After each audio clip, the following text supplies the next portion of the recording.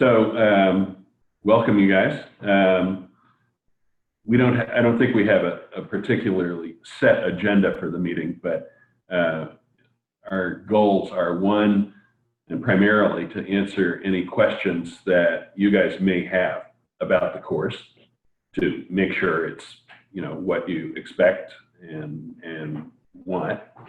And we have a slideshow that we can share with you in a second with everyone except for Eric. And I'll show it to Eric later, but and the slideshow just gives you a taste of various aspects of the course, and then we'll explain what the course is all about. Maybe we should even start by doing that. Shall we? Should we do that? Okay, so we try to outline this in our literature, in the catalog, but as hopefully you know, the course is basically a three-part course. There's a design component, a building component, and what we call a field trip.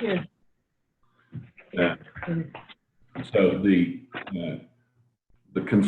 building component is devoted to a different project every year, usually within this one little village, abandoned village of Gesh, that our partners in Italy are slowly acquiring and attempting to renovate.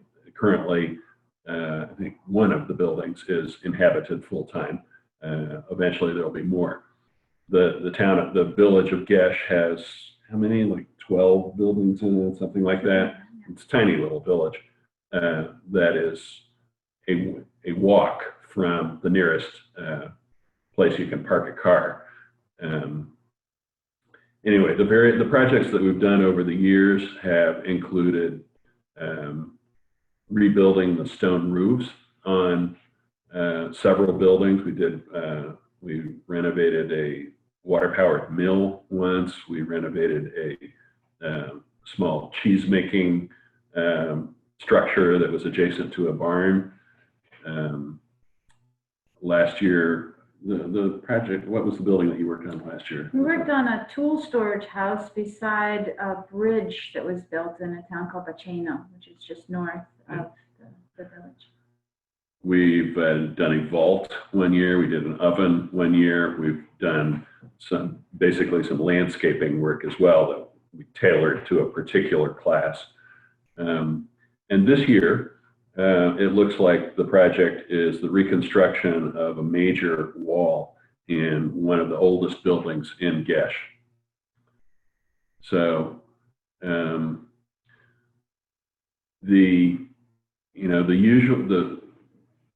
the way we organize the course is that usually there will be a day of construction and then a day of design. We alternate back and forth.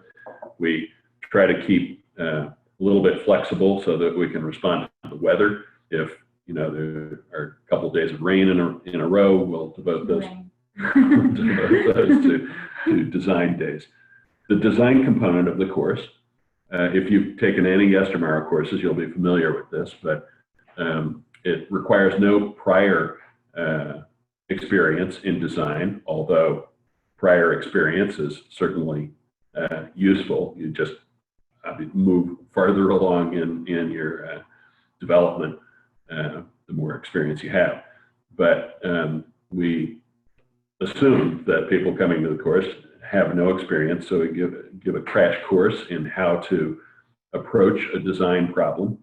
The design problem that we tackle, we give everyone a choice of a building in Gesh, one of these half-ruined buildings, to come up with a program of your own invention and then design a solution for the building.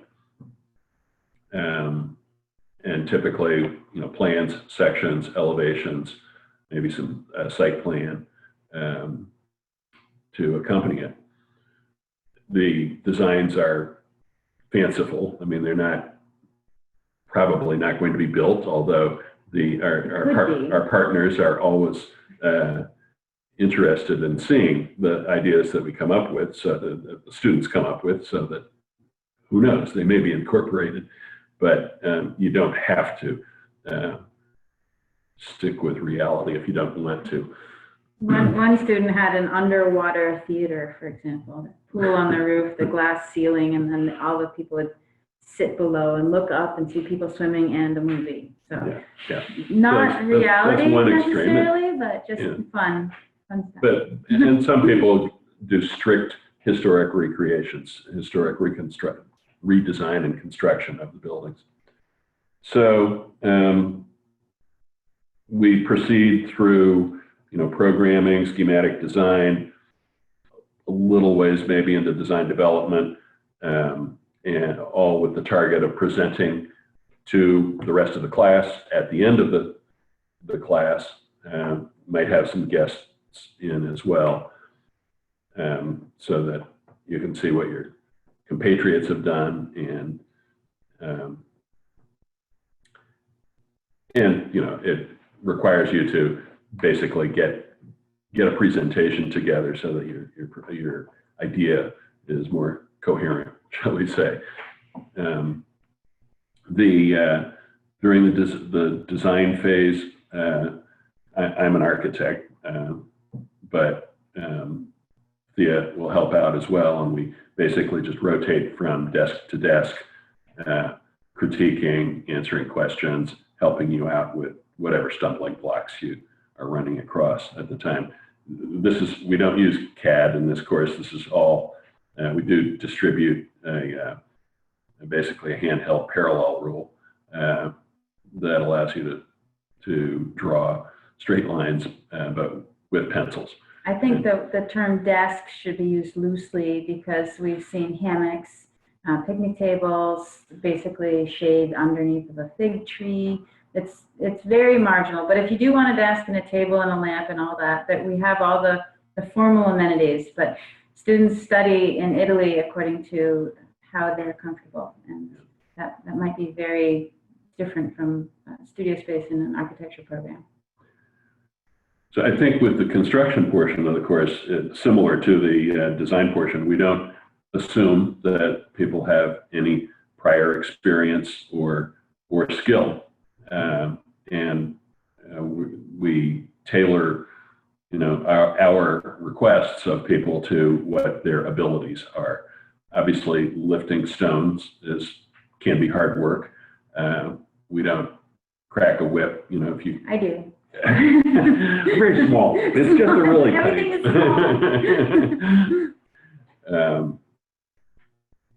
I think you need to be prepared to attempt to do physical labor, because that's what it is. But if you get to a portion of the work that you just don't think you can handle, or if you get tired or need a rest, that is all possible. Very possible. Encouraged. Yes, yeah. I mean, safety is number one. We don't want people to get overtired or stressed or taxed beyond their abilities. The site that where we live, it's called Villa Ragazzi. It's a villa that is about a 10-minute walk uphill. It's uphill. It's straight uphill. Some of it being steps, some of it being pathway. So, you can take your time doing it. Some people are fast, some people are slower, but you do, in order to get there, you need to be able to walk uphill.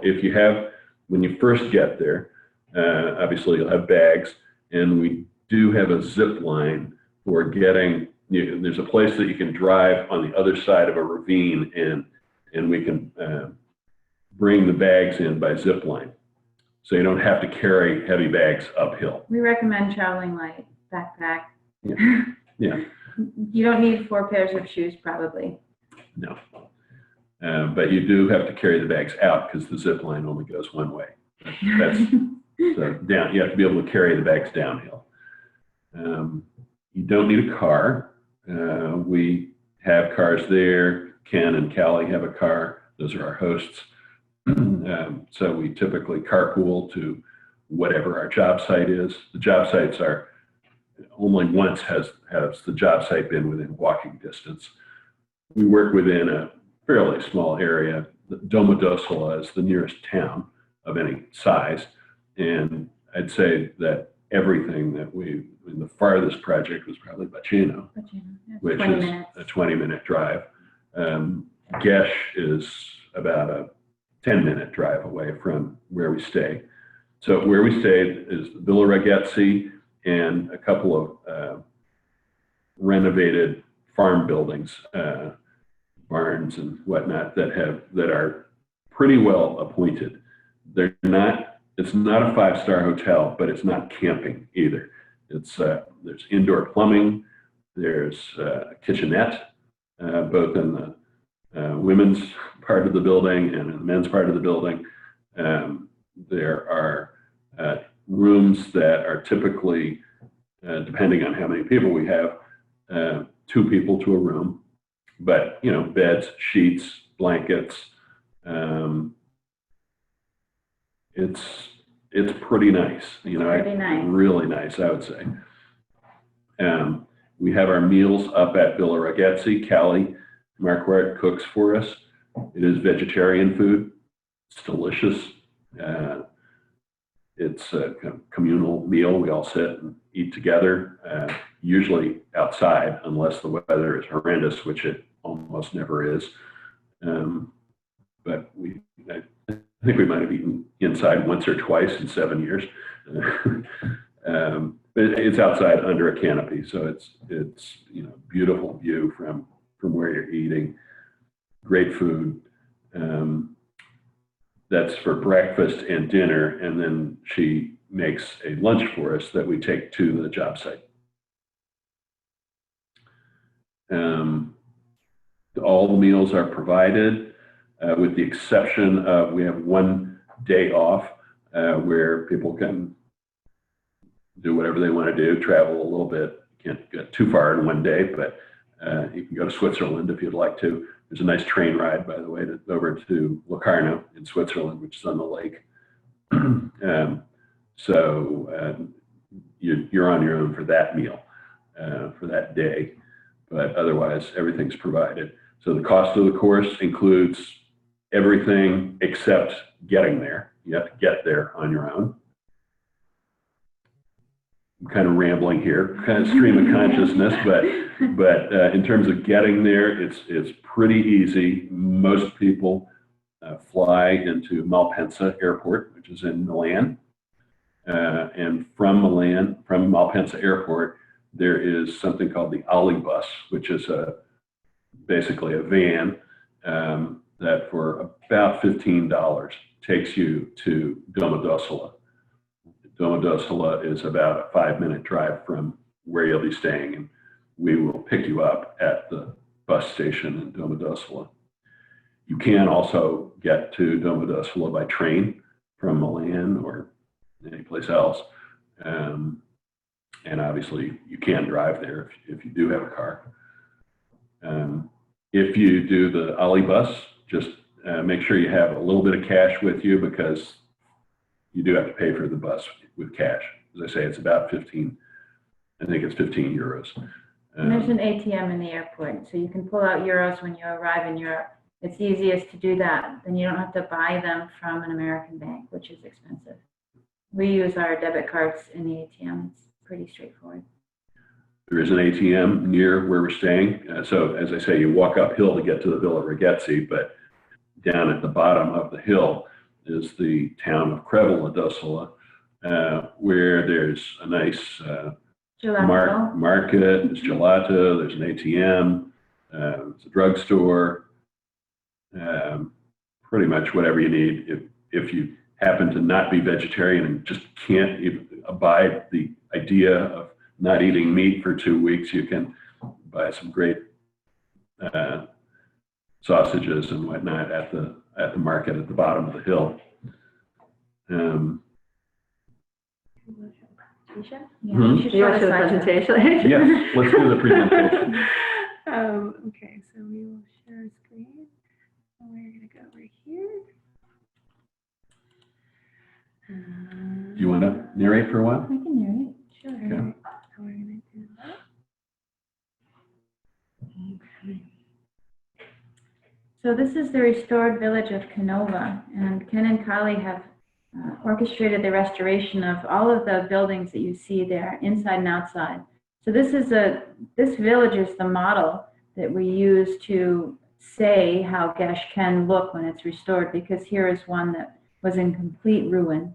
And if you look on the Canova website, you can see there are PDF books available of this village in construction, and also of Gesh and several other projects.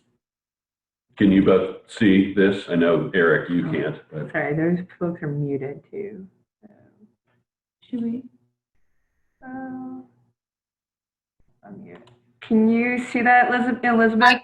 I can see it. Can I Okay. ask a quick question? How do you spell the name of that airport you mentioned? It's Milan Malpensa. Oh, Milan. Okay. Yeah, is the town, the airport name is Okay. Malpensa. Okay. It's MXP, I think. So this is a drone shot of the village of Gesh that we're making the restoration of. And at the time of this shot, there are 4 roofs that you can see there. And the one in the middle has been completed. And on the top of the photograph, in front of the roof that's under construction, can you see the arrow, the cursor? Yep. So let me run on this. Sorry. This wall right here is the one that we propose to make a restoration of in this year's program, so that this roof line can continue over it, and this can become a finished house. This one is lived in by Maurizio and Paola, and they are historic restoration specialists and working to orchestrate the work here in this village. And this roof is over a terrace area and a vault and a pizza oven and a barbecue space that we've made the restoration of so far. Next one. Next one. Oh, that's back. Right back. Forward. Forward. So here is an example of the timber frame structure inside, underneath of the stone roof.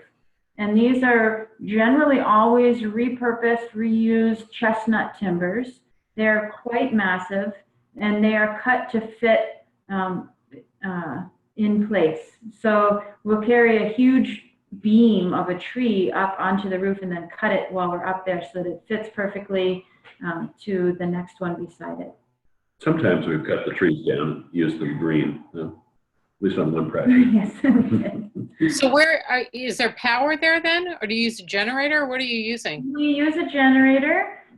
We do use electricity sometimes. Depends on where we are for the project. Chainsaw. Chainsaw. For the Yeah. beams mostly. We've used a grinder in the past on electricity. What you see in this slide is called passo mano, and we pass stone hand to hand if we have to move it from one place to another. And the stone that we received for the vault roof, we got as I think it was gifted to the Canova Association from a local mill that was not using these massive slabs. So our students smashed the slabs into sizable pieces, and we put them in the back of a truck, moved them into a tractor, dumped them off in this spot, and then carried them up the hill by using this hand-to-hand passing method. You will love it and hate it at the same time. Good bicep workout. Yeah, absolutely. You will be sore. Here, this is a little, it was an oven house. It was also adjacent to a spring. So we thought probably that people heated the water and did their laundry in there and maybe made bread every now and again. But you see new timbers being used on this roof. So we restored both gable end walls and then put a new roof on it. Here is a student on the roof shaping a stone with an authentic Italian hammer. This girl's from Australia, and she is a stonemason, a banker mason in Australia. She makes restorations of churches. And she came to Italy to learn how to do a dry stone technique that the Italians do. And she is since making a purchase of an Italian property to live there. Here's a student doing some drawing to make a restoration of this building. This is a little cheese house adjacent to a barn. And you see him standing in the doorway. When we're there, we'll bring you up to this place. It's right behind Kennicali's house up a pretty steep dirt track. The student measures the house, the width of the walls, the setbacks of the windows, where the height of the door is or should be, and then makes a drawing of that in scale, and then makes another drawing of how he imagines the space could be used in the future. And this is our design studio. This is the studio where you can do your work and rendering if you'd like to work inside and you just really hate being out under the fig tree, which is where I'll be if you need help. But this is an example of the kind of sophisticated, simple workspaces that we have. It's very clean, it's very rustic, but it's got such a beauty. It's beautiful. It's really stunning, but it's not, you know, it's not posh, but it's lush. It can have both.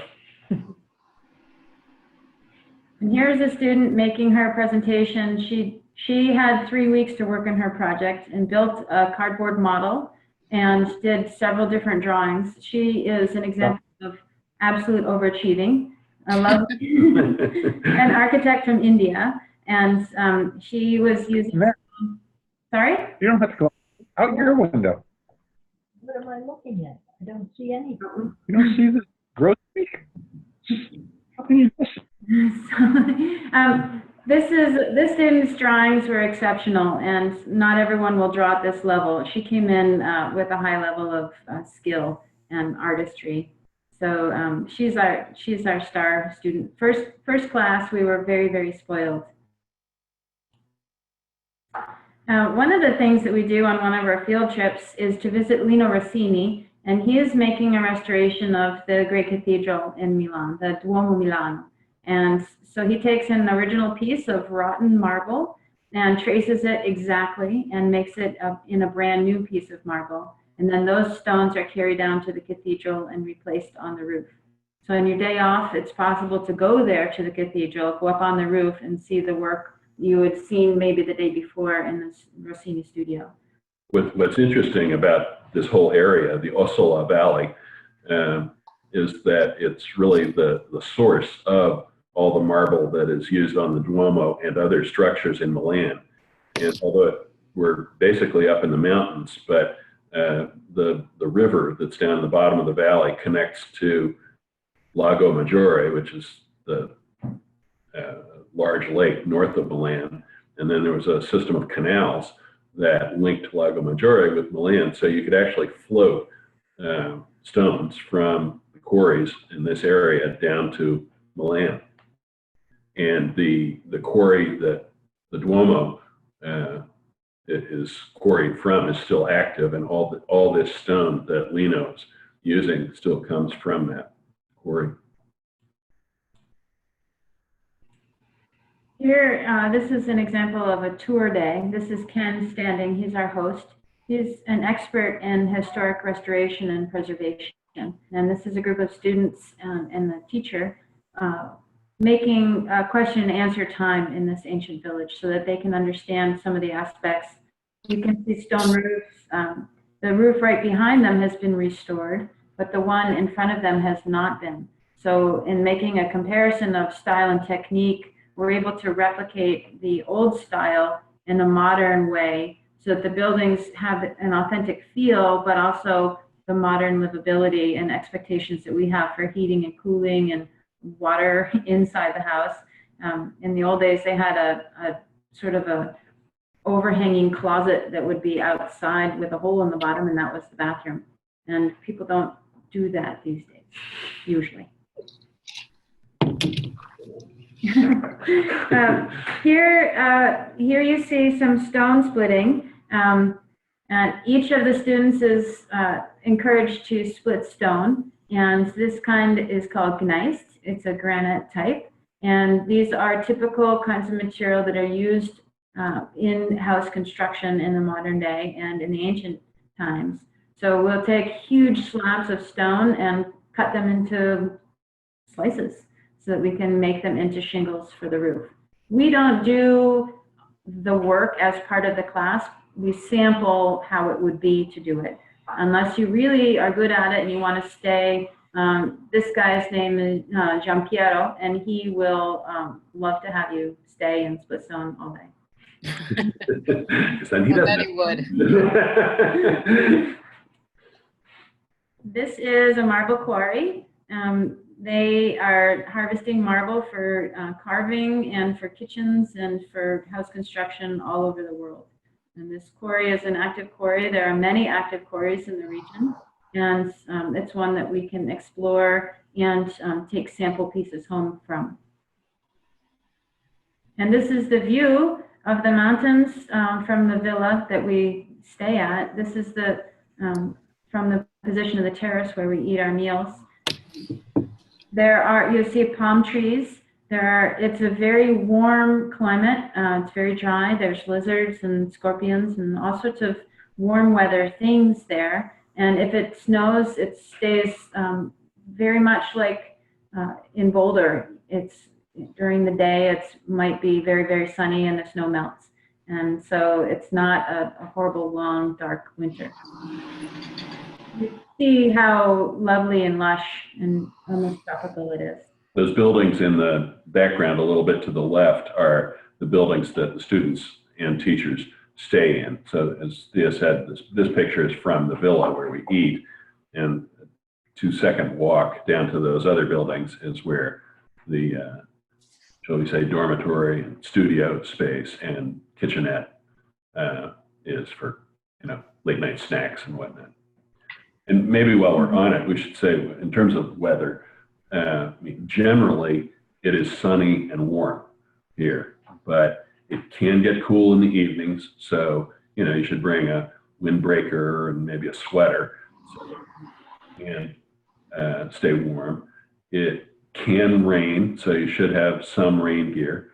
We're not going to typically be, working long hours out in the rain.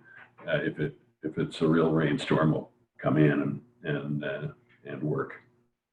But it doesn't, I wouldn't say it gets colder than, cold there would be 55 or something, right? Yeah. Yeah, That's very cold in there. that would be really Yeah. cold. Yeah. When you say warm, roughly what are you talking for temperature? It's dry, so it's not like Florida. Okay. I would say 90 maybe would be really warm. Yeah, and we're in the shade for most of the time, so there are times when you get really cooked in the sun, but most of the time you're hot because you're working hard rather than because the air and the sun is on you. But we do make an effort to protect people from sun if we're there. We have big tarps that we'll hang up so that it's not adding to the stress of the work is to be so hot. And there's fresh, cold running water everywhere. There's water and rivers and splashy streams and basins to swim in and all sorts of water. Lovely. And there's Kali. This is where all the food is produced. So, and if it's very cold, this is where we would eat inside the house. And Ken and Kali's house is several hundred years old. It's a typical restored stone house of the era. And this is the goal that we have to make restoration in this type. But as Thea says, it's only a couple hundred years old. So this is a new house for the area. Most of the buildings we work on are 500 or 600 years old. Yeah. And here's a celebration of a new roof. This is the mill house that we made the first restoration of. And this mill is currently being used as a grinding mill. It's in active use. It's got a waterway that turns a mill wheel, and it grinds on a pretty regular basis. And it's very cool. It's one of the places that we'll tour and you get to see. And this is a poster. So we have an opportunity to celebrate with the village of any village that we're working in the surrounding area. We are supported regionally by different mayors and folks in important positions. And when the project is done, everyone will come and celebrate with us. We'll have a big meal and a presentation of the students' work, and a very big honor to be participating in this with both together with Ken and Kali and the Canova Association. It's a member of the Prince Charles Heritage Trust and many different organizations throughout Italy. So it's not just this rustic, small thing that's dirty and sweaty. It's a really important and lovely work that we're able to participate in. I think this is the last slide. As I said, we have one day off where oftentimes the whole class will go on a hiking trip. This is a walk down from what's the town? The Oridi. Yeah, through the Oridi. Baceno. It is from Baceno, yeah, Baceno down through the Oridi, end up at a really nice little restaurant at the bottom of the hill and bus back. But Oh, so you're walking downhill? And walking downhill, yeah, walking downhill. I like that idea. Both ways, Chris. It really is. This is a hike that's downhill both ways. I'm gonna stop sharing our screen, and if you want Yes. questions and answers. That's the end of the slideshow. All right. And so we're open to questions from you guys. I don't know if, What are the dates? July 10 to 24. July 10th to the 24th? Oh, okay. Why did I think it was in May? Was that last year? I don't know. I think it's because of the way we set up the info sessions. Maybe the info sessions. Oh, okay. Okay. And what is the cost? It's July 12th to the 26th. Or no, oh, sorry, we changed the date. Yeah, 10 to, July 10th. 10 to 24. We don't know. July Are we sure? Because No, it involves July- a plane ticket, you know? Yeah. It's July 10th to the 24th, sorry, and Okay. and when we register, we'll confirm that, but it's, we had to alter the dates from Yeah. the catalog. And I assume registration will tell you like what airport to fly into and more details specific, now that I know it's Milan. Yeah, it's the international airport at Milan. There is Okay. one. Okay. And what is the cost for it? It's 3,000. Flat? Yep. Yeah. It's instruction, room and board, everything except for getting there. Okay. And I think, to be honest, we have to tell you the challenge at this point is getting enough students enrolled. Ken and Callie, who are our hosts, need to be able to know in advance whether or not to reserve accommodations for us. So we are within a week, 2 weeks, I'd say, of having to either say the course is a go or not. So I think that we haven't totally decided how many students the minimum is. We'd like to have 10 students. We're not going to get 10 students. I think that we would do our best to run the course with 5 students. If we had 5 signed up, we would have to convince Ken and Callie that it would be okay. I think that we could make it happen. Thea and I could make it happen. We're pretty dedicated to the project and to, Yeah. It's an amazing space. And 5 people is enough to do the course. I mean, it doesn't diminish the quality of the course, but I think that's going to be the real minimum. So Tell your friends. Tell your friends. You guys, I mean, if you sign up and if the course doesn't happen, you get a full refund. Okay. There's So how soon in advance would you tell us if it wasn't going to happen because of plane tickets and things like that? We'll know in 2 weeks. Oh, okay. Okay. Right, yeah. I think I'd like to do it. I wanted to do it last year and couldn't make it happen. I had to go to Seattle instead. Oh. So I think I'm in. What the hell? Carry some rocks uphill. I'll go to Italy twice. I'll go in September to ride. There you go. Yeah, I think I'm going to do it. To do that, you just basically need to, so one of the steps is in what we're going to, when you go onto our website, you can apply online. So you'll just answer a few questions and then basically Mac and Thea will just quickly go over your application, and then we'll basically register you for the class. Okay, so I just go to yestomorrow.com and there's an apply online. And what is the course Go to called? yestomorrow.com because that's actually a totally different website. Yestomorrow.org. .org. Okay. Yeah, I discovered yestomorrow.com is actually somebody else's blog post, so we're waiting to buy that name. But Okay. but And we're what's- yestomorrow.org, and then if you go to learn in our menu, then you'll go for courses and just type in Italy and you'll find us. Italy. Okay, well, that's easy enough. Easy. All right. And or if you're adverse to doing that, you can always call up. Yes, you can call up and we'll register you. I managed to do this. I think I can manage the Good test. website, I hope. And I'm happy you're not using CAD programs because I prefer to draw. So Yeah. Great. that makes me very happy. Yeah. Yeah, I mean, in our office, perhaps not obviously, but we do use CAD. But I think that starting out with a pencil is really the way to go. I still have my first pencil. I still have my first pencil from design school. A long time ago. I still have it, my first mechanical pencil and the little sharpener. Yeah. Then you had to tap it on the table, and you had the little tap thing. I still have it. I'm with you. It's a good creative process to have to draw. Makes you think more. I think it's fun for me. So I think it connects the dots literally between a piece of paper and what you're doing in the masonry part. It makes the theory come together with the hands-on part. It really is the binders. You understand how you can design because you're building and they inform each other. Yep, I totally agree.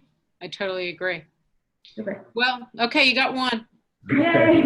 Chris, did No you- Buzzy, because he keeps bugging me. Buzz needs to come. He does need to come. Yeah. I love seeing his posts. And things. It's awesome. I want to get up there, Yeah, see what he's doing, all his permaculture stuff. It's awesome. great. His farm is amazing. Well, Yeah. yeah. You have a question?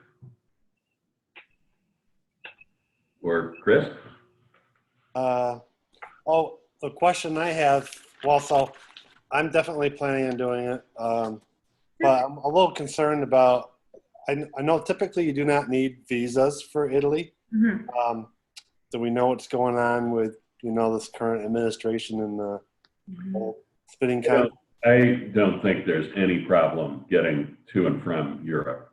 I just came back from Switzerland and France doing a job there in January after the Trump administration was sworn in. they weren't stopping me at that point. I really wouldn't have any concern at all about traveling to Western Europe. Okay. And you don't need a visa. You need a passport. Yep, have that, but Yeah. we were talking about something maybe hitting in May about. It is. I just learned recently that your passport, it doesn't just need to be valid, like when you get on. It has to be valid for the next, I think, 3 months after. They want to make sure that you can get back to the U.S. They don't want you stuck there. What a shame.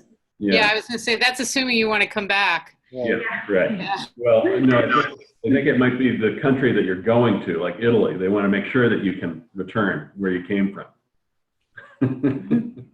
Also, that's right. So you should check your passport, make sure it's good for, I think it's 3 months. Yeah. 3 months, 90 days. 90 days after your return flight.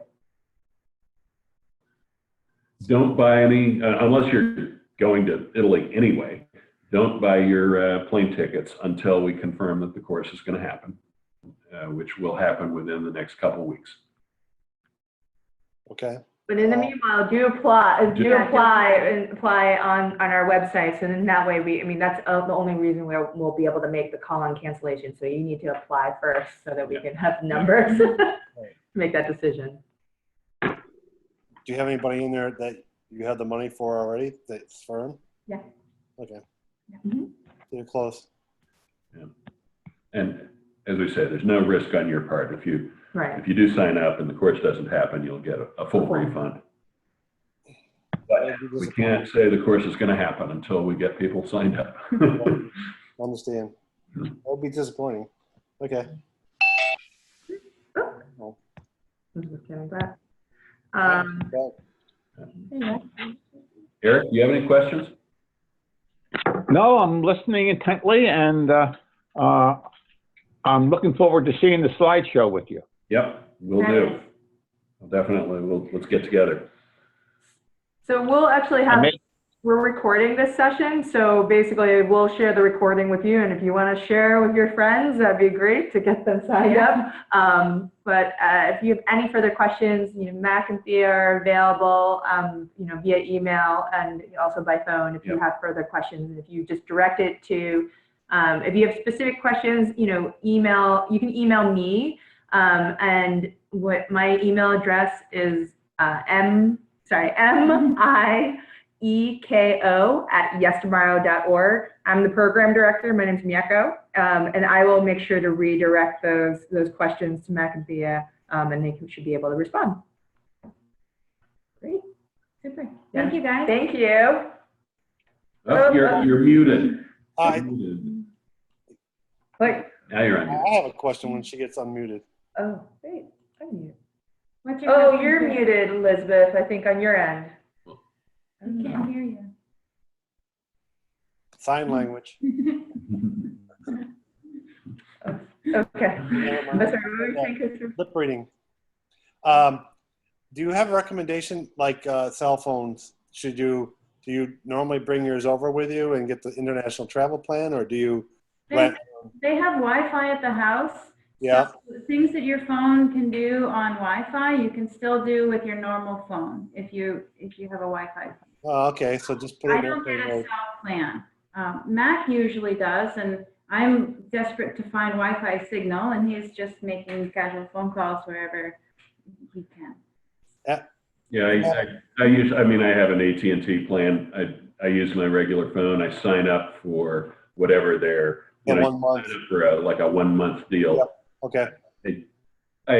Unlike what Thea says, I try not to be on the phone too much. But It's nice to have that ability. I use my computer and Skype and video chatting, which is all Wi-Fi stuff. Right. So that resolves the phone call because you just use the internet. For me, it works. Yeah, my phone can do voice over IP, so. Yeah. So, okay. Maybe I don't need the plan. Yeah. All right. Cool. Good. Do you recommend so do you recommend an airline to use that's less problematic than like United? I just, go to Kayak or Expedia and look for the cheapest flight myself. You want to go through Frankfurt? I've gone through Frankfurt. Yeah, I've gone through Frankfurt. There are some flights that are direct to Milan, I think from, I forget, where are you? Well, I'm Binghamton, so I might be New York. I might fly out of New York Yeah. City.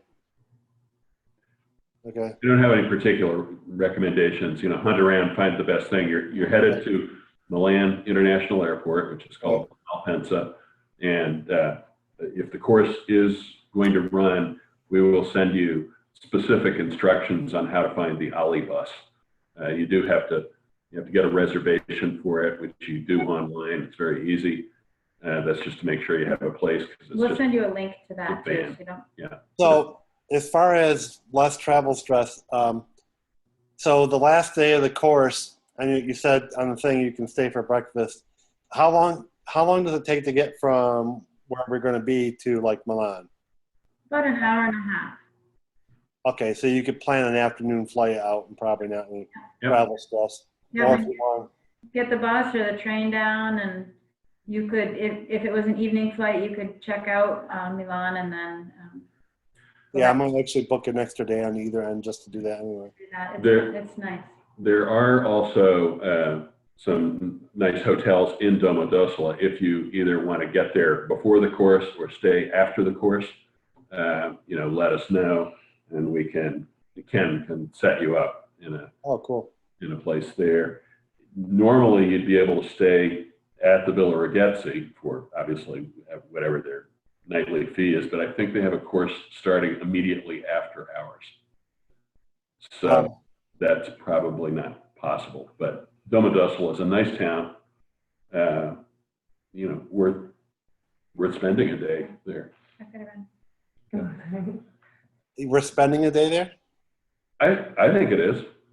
Oh, it's worth spending it. Worth spending a day there. Yeah. Okay. So what are the work hour days like? I mean, what time people typically, I know people get up at different hours, but We usually eat breakfast at 8 or so, and lunch around noon. Dinner is around 7-ish. We quit work around 5. Yeah. It's not leisurely. There is an expectation that we'll finish the project, but it's not slave labor at all. So with 5 people, that big wall, you might have to be. Yeah. We do have some. I'm gonna work really hard, and you all can watch, or you can. Yeah. Well, I saw what you were building out in Ohio. It's like, holy cow. Yeah. We do have some Italian Masons working with us as well, so it's not just you folks doing the work. So important question. There's coffee in the morning? Oh yeah. Okay. Good coffee. Really good coffee. Don't talk to me before I have my coffee. Yeah. Guys, I have to run. I'm looking forward to seeing you over there, and it's going to be a great time. This sounds like fun. An adventure. Cool. Thank you, everyone. Thank you. Bye. Bye. And contact us if you have any more questions. How do I get the recording? Do you know? We'll send it to you. I'll send it to you. I'm going to send the link. Yep. Excellent. Thank you. Thank you. Yeah. Bye.